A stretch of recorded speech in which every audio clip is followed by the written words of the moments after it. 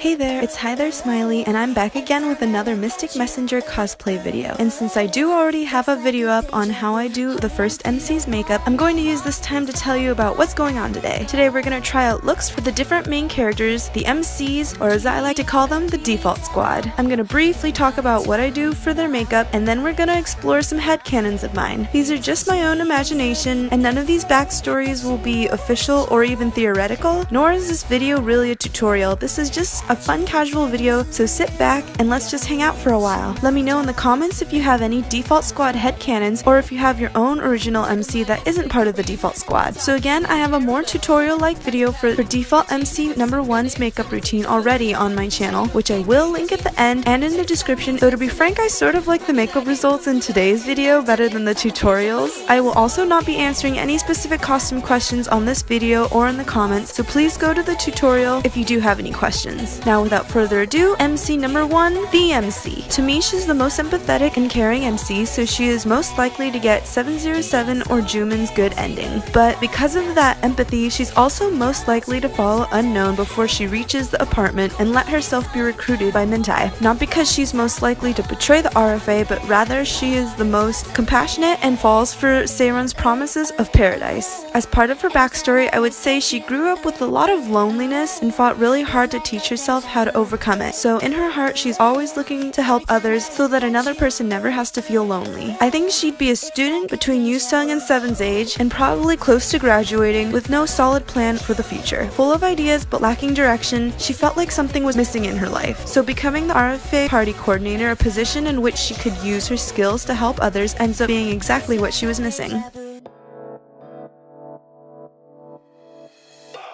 Okay, may I just preface this by saying there was a huge mix-up with this wig and the wig I used for Yusung. They were both cheap, so I can't even really complain, but I still kind of hate how much it alters the final look.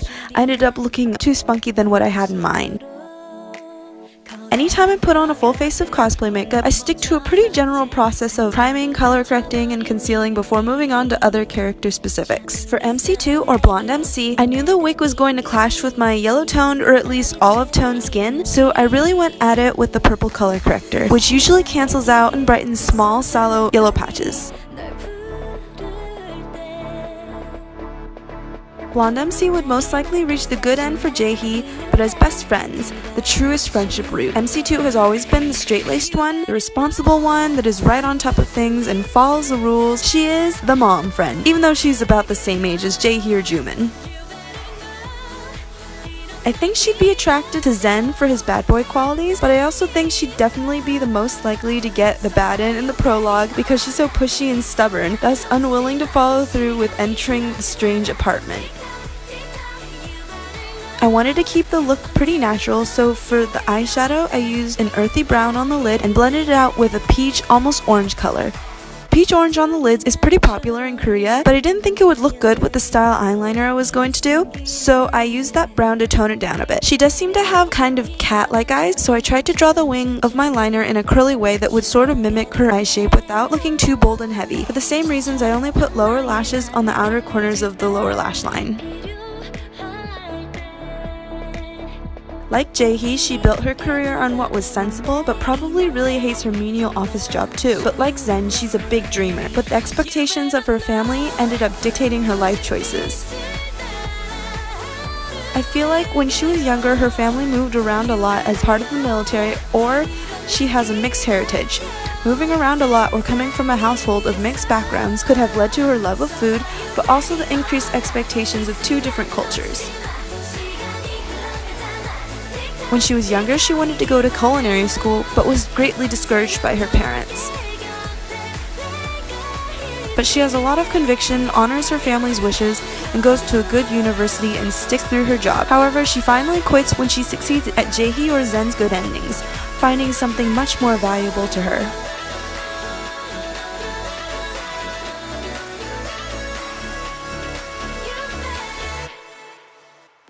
For MC3, the red MC, I wanted a chic and elegant look, nothing too heavy. For similar reasons as with blonde MC, I really went in with a green color corrector to cancel out excess redness in my face that may clash with the wig. I definitely perceive red MC as a foreigner, as in her ethnicity is not Korean. However, when she was still very young, MC's family moved to South Korea to build their business. She has lived there most of her life, so she identifies her nationality as South Korean. She used to feel self-conscious as a child, looking so different than all of her classmates, but as she grew older, she learned to really embrace herself as who she is, and became proud of her different ethnicity, but also of her nationality. As an adult, she chose an expressive profession. She probably has a career in the fashion industry as a designer, maybe the owner of a chain of a clothing store. If not fashion and business, I think she'd have studied arts and history in university, and then just become an heiress who paints on the side. Nothing technical, but definitely something that allows her to share her creativity and expression with the world. She has immense respect for her parents. She reveres her mother as her ultimate role model, who built the family business from the ground up.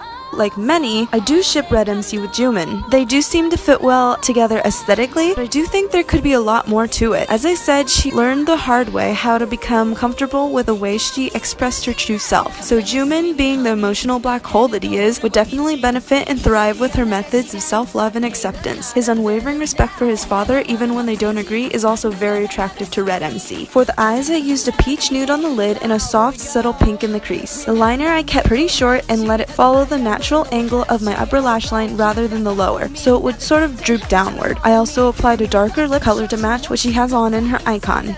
I feel like she would also have a good chance at Jaehee's good ending, romantically too. She sees the potential in Jaehee as well as the qualities that remind MC of her mother, a smart, independent businesswoman. I think she would like to flirt and be coy with Zen since he knows how to express himself well and they have somewhat similar childhood experiences. Ultimately, it would never work because of his relationship with his parents. Similarly, she would never work with Seven because of his secrets and identity flip-flop. He'd never truly be able to express himself honestly. Red MC would be one very likely to unlock a V route. Like Rika would just be so entranced with expressions captured by his camera. She was 100% the MC most likely to stand up and fight Sarah or Echo Girl or even Rika, anyone who gets between her and the RFA's safety and happiness.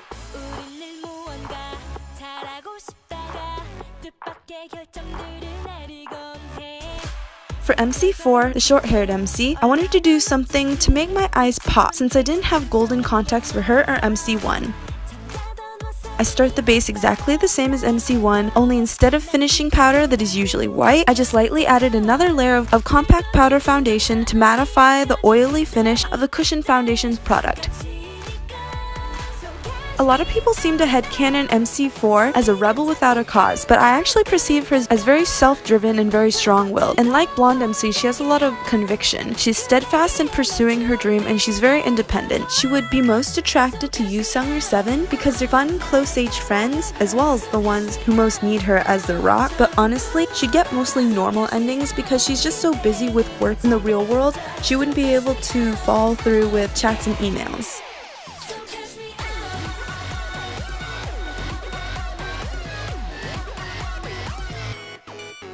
I started with a bronzy gold on the lid and followed up with a copper brown. I did a really bold wing for the eyeliner and smoked out the bottom with some darker brown before putting top and bottom false lashes.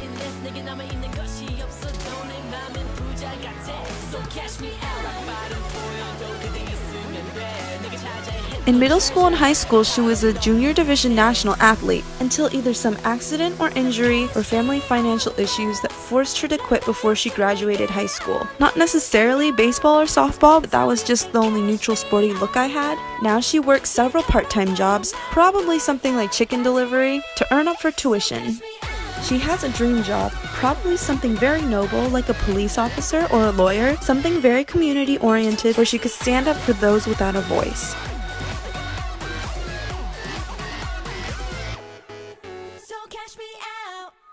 Unicorn MC, the fifth MC. I love the headcanon that she's secretly a man, and that's why her default pick is a unicorn. But for me, the real reason she doesn't put her face on the icon is that she cannot publicly reveal her identity. A runaway idol, likely a diva forced on hiatus. She's probably in a group or a solo artist, with unicorns or magical fantasies as the focal promotional theme. I do a normal base, color corrector, concealer, BB cream, nothing fancy, very light contouring, barely any blush, and just a touch of highlight. I wanted to incorporate all of the colors in Unicorn MC's icon into the eye makeup. I just played around with all types of blues to smoke out, and I made the lid purple to bring out the color of my contacts. I haven't really decided on what age she should be. I'm torn between younger than Yoosung and about the same age as Zen. She trained for years and pretty much gave up her whole childhood working toward making her debut. But after she finally debuts as a young adult, her drive and ambition completely dries up, which causes issues with her management. She was super willing to follow unknown's directions into the apartment since she needed a place to escape the press for a while. And unfortunately, her deteriorated work ethic causes her to get a lot of normal or even bad endings since she can't keep with the RFA correspondence. I added silver sparkles, a cute silver sticker, and lashes with silver rhinestones to top off the look. Even though she's lazy, she does have a chance at good endings with Zen or Yoosung. The most likely to get flustered should she actually be a guy, so I think she would have a lot of fun flirting with them, but in my idol headcanon, she'd just be most compatible with them. Because for Zen, who is an independent musical actor, they have somewhat of the same profession. Zen has so much more passion and love for what he does than she. He makes art, while she's just obeying orders and just being told what to do, how to act, and what to wear. Zen is the ultimate creative freedom that she longs for and the passion that she comes to admire. Yoosung is just too endearing to her. He's also into fantasy, his games, like she is. The only thing she truly still liked about her job was getting to live in that fantasy world as a unicorn, healing the hearts of people, just like Yoosung wants to heal others.